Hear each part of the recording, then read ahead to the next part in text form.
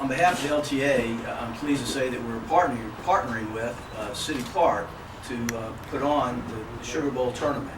I want to first say that Patty Todd, who runs the facility here, has been instrumental in helping us make this happen.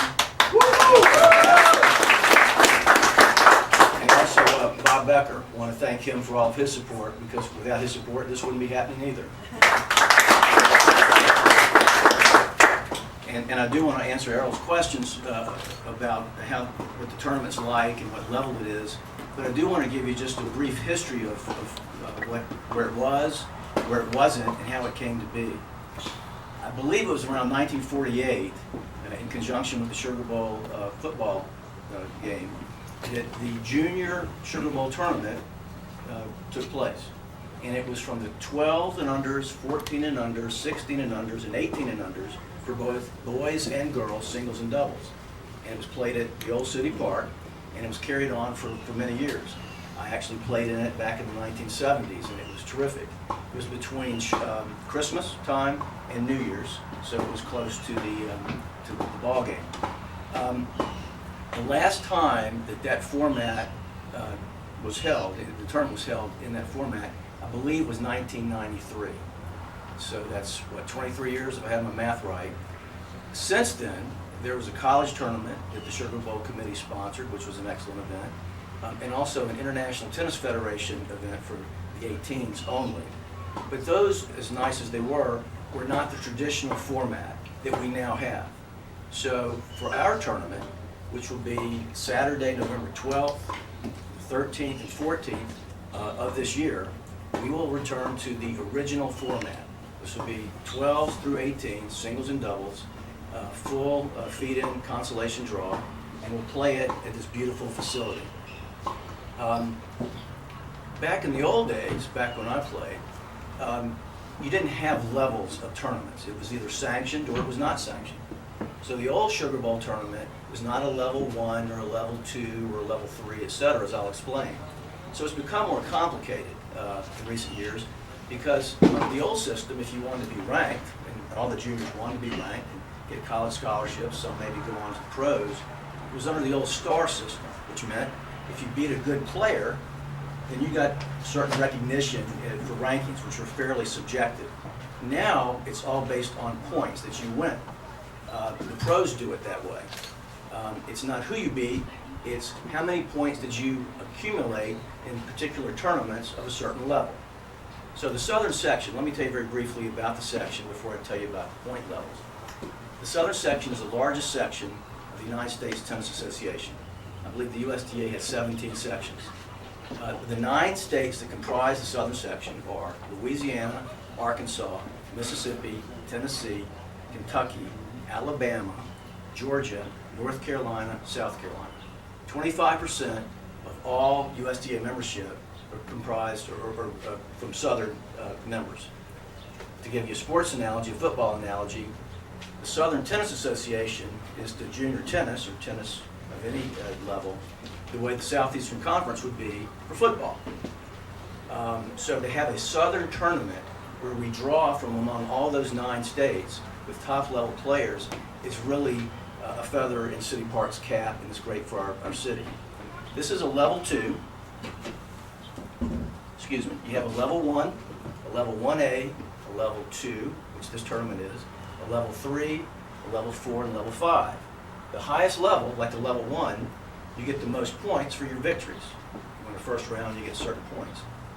But in the level 1s, the level 1As, they do not have the full junior tournament the way we have. They'll have boys 18s, that may be a level 1. This is, as I mentioned, 12s through 18s. This is the highest level tournament that the southern section sanctions for the full 12s through 18s, boys and girls. Couldn't have any higher than we did. The draws will be limited to 32 for each division, and only 56 in the South can even apply for it. And we take the top 32 for each draw, which is nice because while we welcome anyone to play, no matter what your level, when you concentrate the tournament with only the top 32, that ensures the quality is going to be outstanding. Now you may say, well, how many players, I mean, what's the reference? I mean, how many players would you typically have in a draw? In the southern section, again, the largest, you have standings, which are points that are accumulated and rankings throughout the year at any particular day. The year-end ranking is what were you ranked that year. But today, someone would have a standing. Tomorrow will have a standing based on the matches they've won. There are approximately 1,000 to 1,200 juniors per age division who have a standing. So let's say, hypothetically, you've got the boys 16s. Only the top 56 can apply out of about 1,200 who have a standing. And then we only take the top 32. And it will be high level. You'll have, all of them will be college prospects, certainly. And I also believe this time of year, mid-November, not conflicting with any other Southern tournament, I think we'll have a great turnout. And so we're really happy to showcase what City Park has and brings to the table.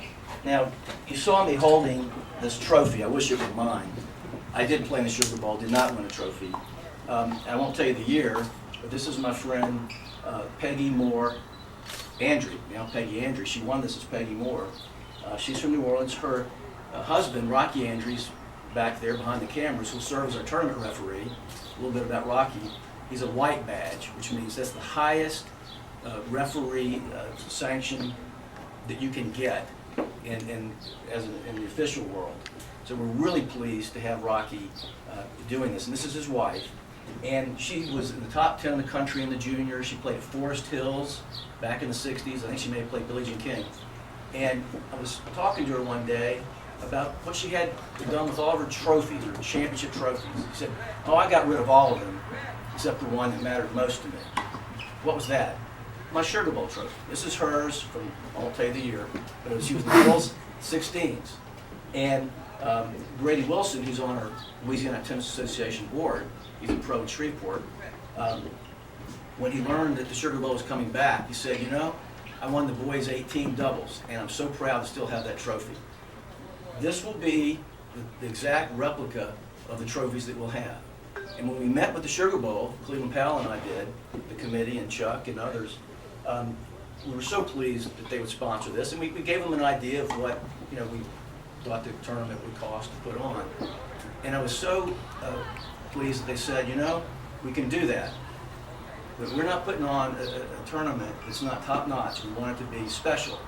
So we're going to give you extra sponsorship so we can have these special trophies. Not just ribbons or plastic things. This is actually pewter. It's hard to hold up. But this is what they'll be getting. I'm not sure if I've left anything out. Okay. May have gone on too long. Anybody, Errol? Will people from outside the South be able to play somewhere? They won't actually. This is a closed event for the 9 southern states. That's the way they set it up. Okay. Thank you very much. Rob, what about tourism for the city? Thank you. And this is something I wanted to mention. When we met with the Sugar Bowl, they didn't just say we just want a tournament. They have a mission, if I can speak for the Sugar Bowl. Chuck, if I'm wrong, tell me. I don't know what they call it, their mission statement, but it's like a mission. They said, we want, we being the Sugar Bowl committee, to sponsor an athletic event that draws from not only the city, the state, but also the region, that provides great amateur competition for the competitors, but also has an important economic impact for our city. This fits the bill perfectly. If you consider we'll have about 240 juniors playing, they'll have parents, coaches, you may have 750 to 1,000 people come in that week. We did not commission a study on the economic impact, but we had done that, the LTA had done, in Lafayette years ago for their state junior championship. And it was determined that in Lafayette, for the 5 days they host that tournament, it had $1 million of economic infusion into the city. Buying Gatorades, practice balls, stay in hotels, restaurants, movie theaters, everyone to entertain, who seeks entertainment while they're here, it would just be great for the city. And so, thank you, Cleveland, for making that point. Is there any questions? Anybody have any questions? Is it boys and girls? It's boys and girls. Boys and girls. Singles and doubles, and a full feed in consolation.